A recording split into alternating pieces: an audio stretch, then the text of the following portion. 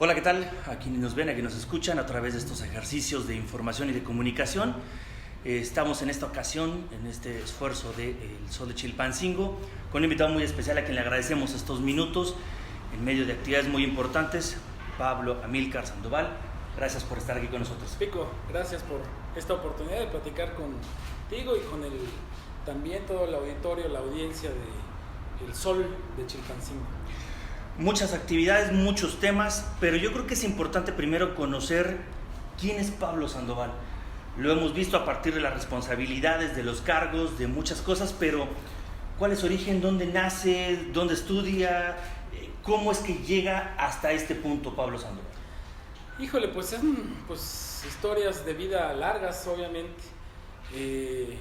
Tú sabes, soy hijo de una familia que estuvo mucho tiempo en el ámbito político, en el ámbito cívico, en las luchas sociales. Mi abuelo ha sido protagonista de estas luchas durante muchos años. Mi papá también participó muy activamente en los movimientos sociales, en el movimiento estudiantil de 1960 y en los sucesivos movimientos que hubo aquí en el estado.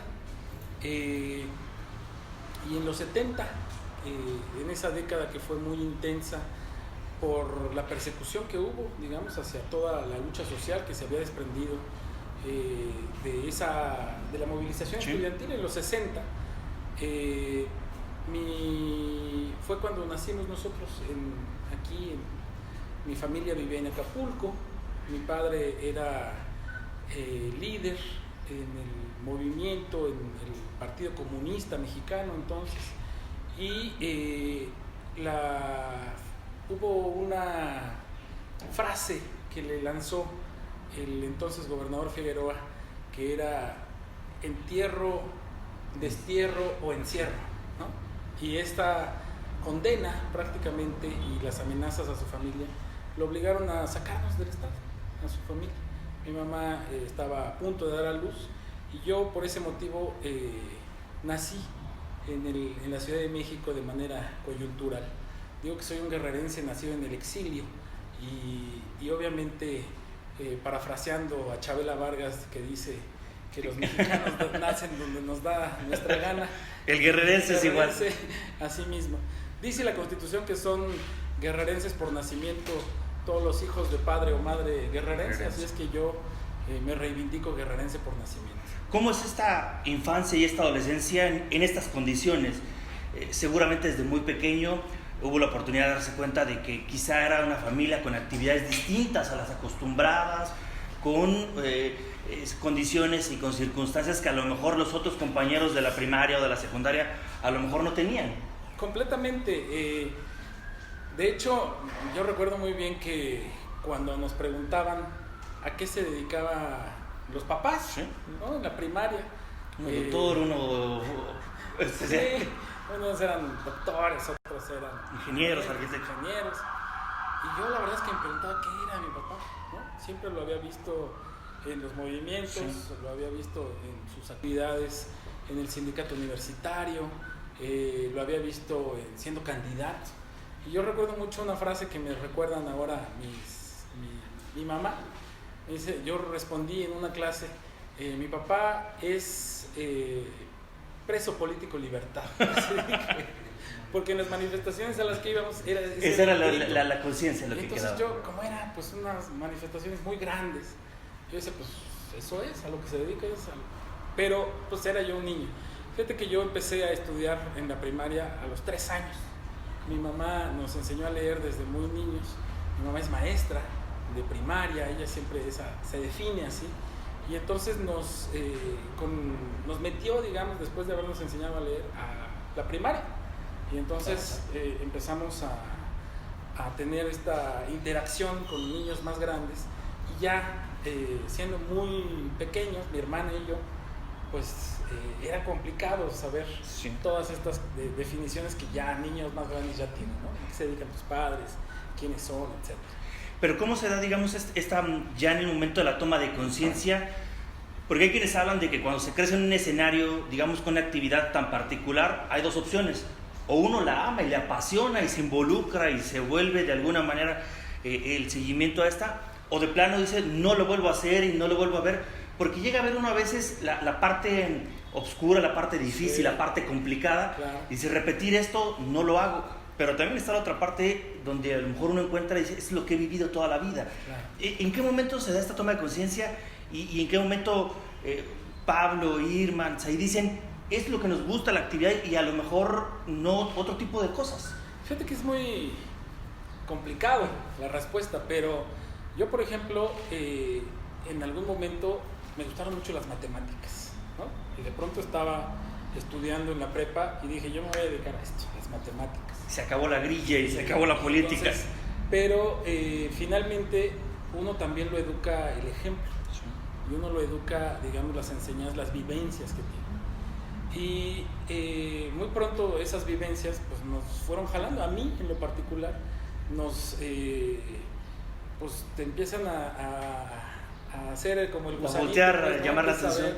Y digamos como de manera natural en la universidad fui tendiendo hacia la participación.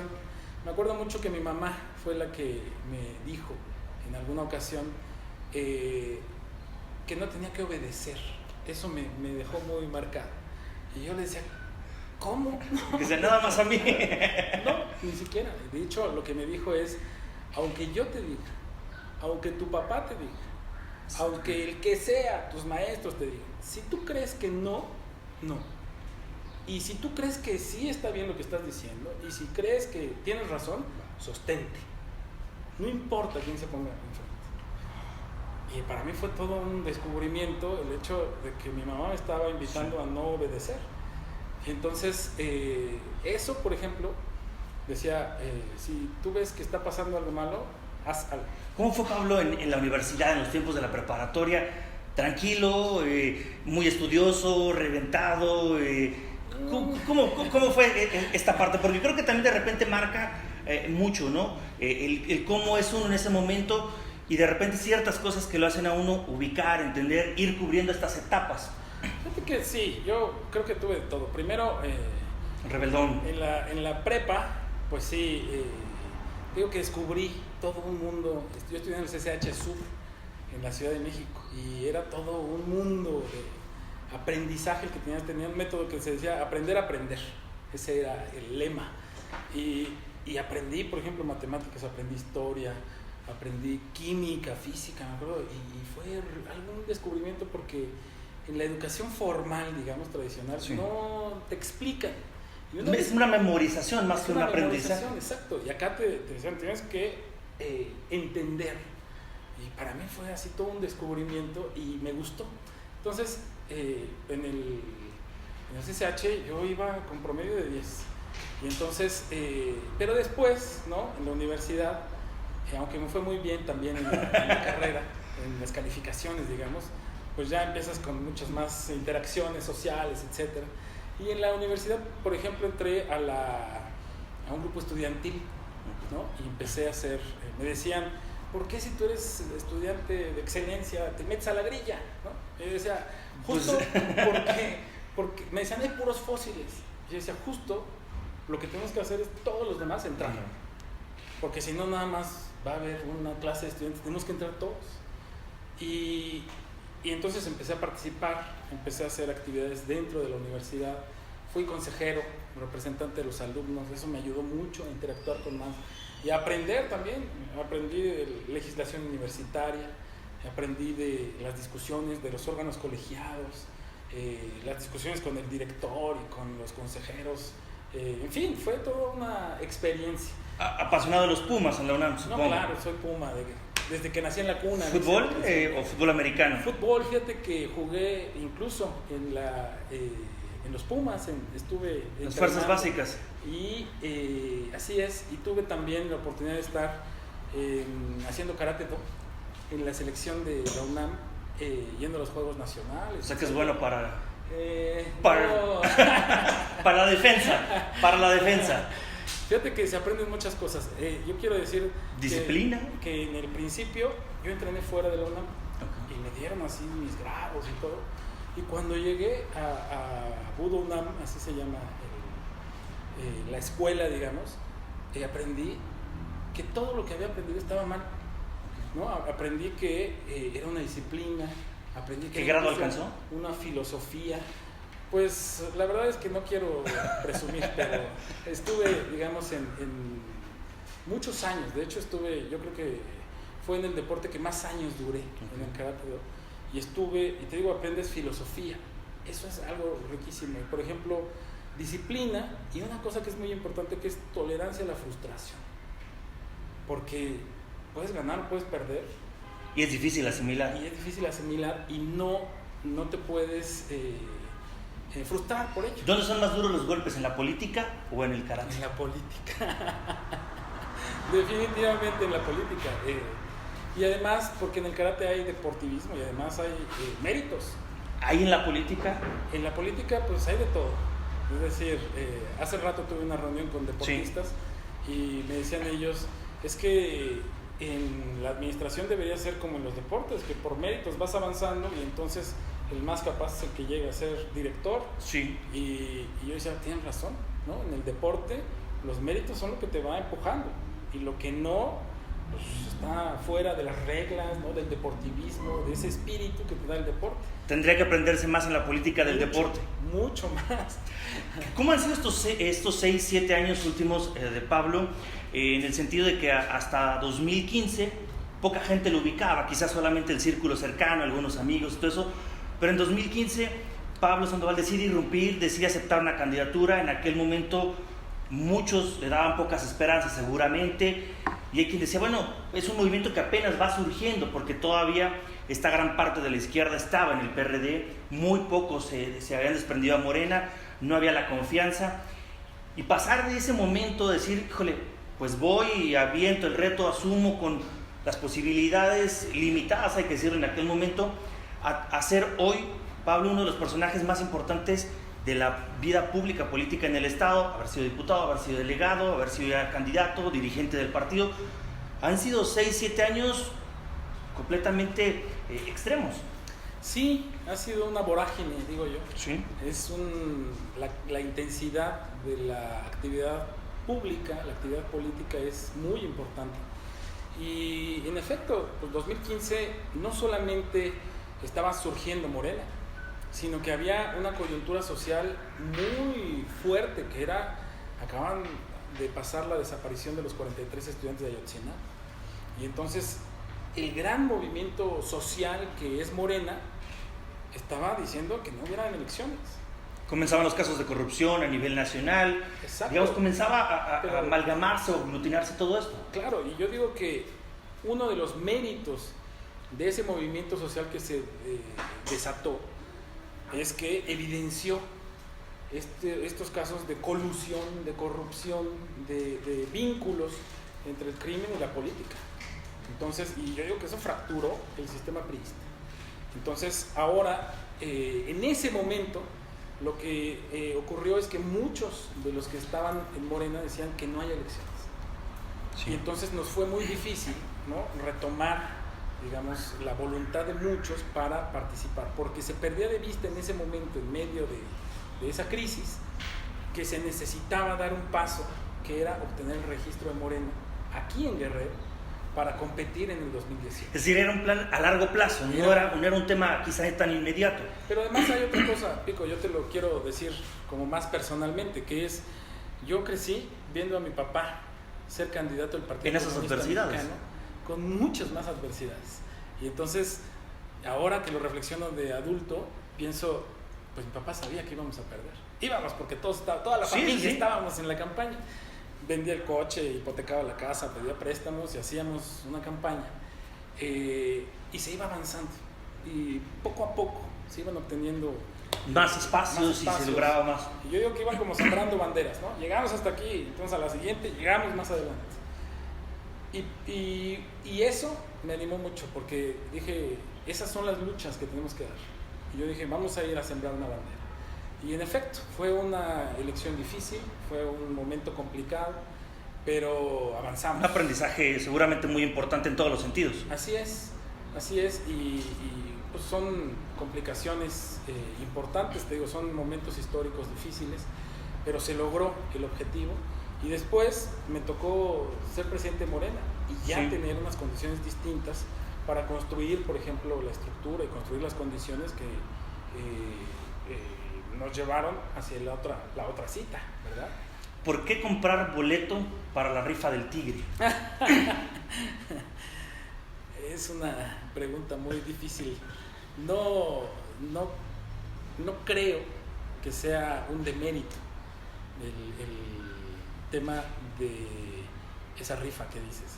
Lo que creo es que hay desafíos que se tienen que tomar, ¿no? Yo pienso que ese momento fue muy importante y que los momentos sucesivos, hace un momento platicábamos, esto no ha ido evolucionando de manera increíble. Exacto, y es muy fuerte y no ha sido no ha sido fácil en ningún momento. Y lo difícil es constante, y hay desafíos, y hay obstáculos, y hay peleas que hay que dar todo el tiempo. Y también hay que saber construir, y yo creo que construir es lo más difícil.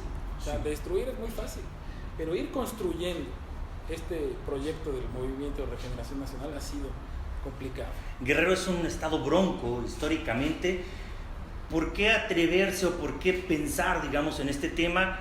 Hay quien dice que quizá la comodidad de otros espacios fuera mucho más práctica, pero de repente uno dice, híjole, ¿por qué querer montarse y domar ese caballo bronco que ha tumbado a muchos y que ha cobrado muchísimas cosas y que históricamente ahí está, y que incluso hoy mismo se habla de esta complejidad que tiene Guerrero? Recuerdo ese libro de Guerrero Bronco que escribió Roger Bartra, pero yo no coincido totalmente. Lo que pienso es que Guerrero es un pueblo muy con un alto espíritu, con mucha dignidad, con mucha fuerza, con mucha determinación. Y obviamente un pueblo que se indigna y que lucha, y obviamente eso no les gusta a muchos. Sí. Y también creo que es una gran oportunidad la que se tiene en este escenario de ir avanzando.